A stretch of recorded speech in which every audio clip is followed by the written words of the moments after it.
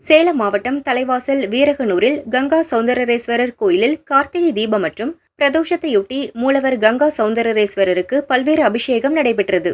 மூலவர் ராஜ அலங்காரத்தில் எழுந்தருளினார்.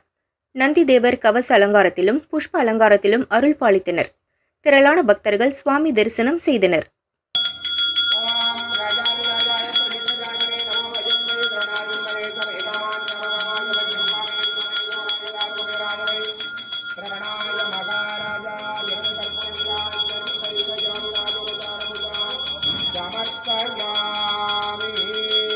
श्री गंगा सौंदरेश्वर स्वामी के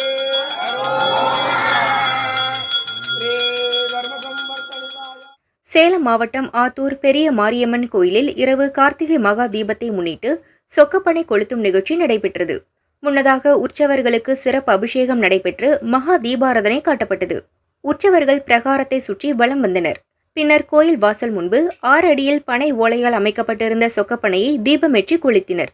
பக்தர்கள் அண்ணாமலையாருக்கு அரோகரா என கோஷமிட்டு வழிபட்டனர். தொடர்ந்து அன்னதானம் வழங்கப்பட்டது.